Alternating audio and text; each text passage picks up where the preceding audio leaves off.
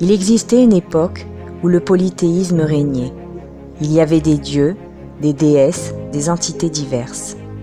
Des rituels, des sacrifices, des prières, des temples leur étaient consacrés. À cela étaient attachées des croyances et des superstitions. Héritage de l'homme à l'homme. Puis l'homme a pris conscience de l'un. Tout cet amour qu'il ressentait, toute cette magie, ne provenait pas de plusieurs entités, mais d'une seule et même source, le Créateur. Dieu, Hachem, Allah. Les déesses, les entités se sont transformées en anges, en saints. Les fêtes, les rituels ont été revus et consacrés à Dieu l'unique. Rien n'a changé.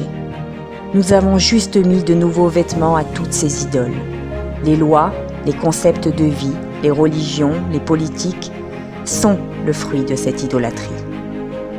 Elle apporte avec elle un monde de limites, où la paix universelle, l'amour et l'équité ne peuvent régner.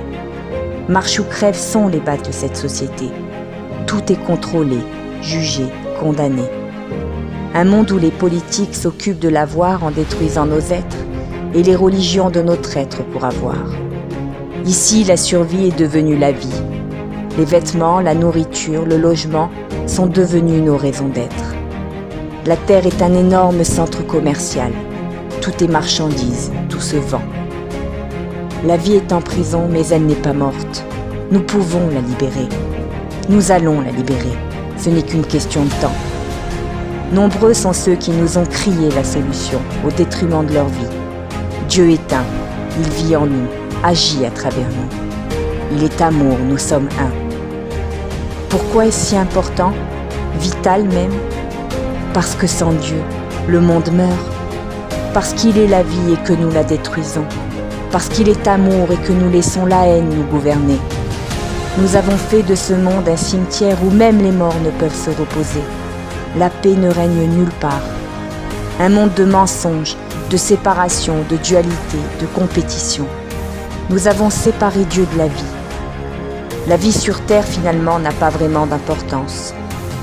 Toutes ces croyances nous ont tellement limité l'esprit et le cœur qu'elles nous ont laissé croire qu'il ne peut en être autrement. Nos rêves, nos aspirations se sont dissociés de notre quotidien. Le faux s'est installé.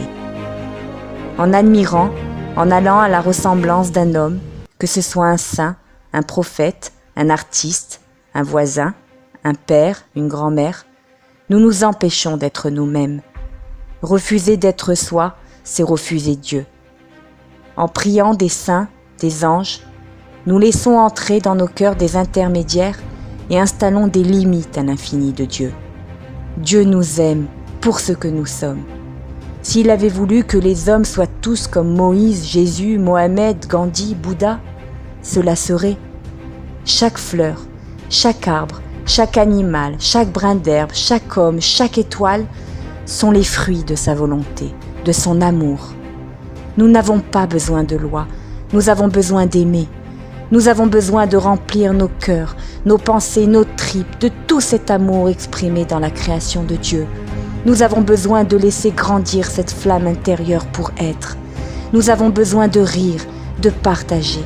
Nous avons besoin de vivre cette vie si précieuse qui régit ce que nous appelons le monde d'en haut.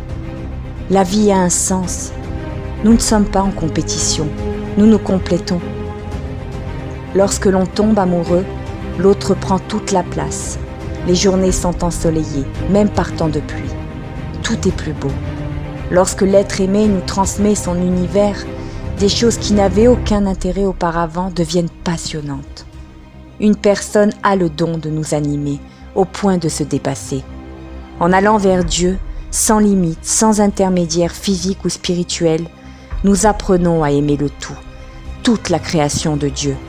Notre cœur s'ouvre et nous réalisons que les frontières n'existent pas en dehors de nous.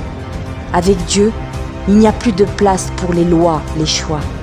Le racisme, les injustices, la haine ne font plus partie de notre monde. La vie prend sa place. L'amour et la paix universelle deviennent certitudes. Car rien, absolument rien, ne peut se tenir devant Dieu.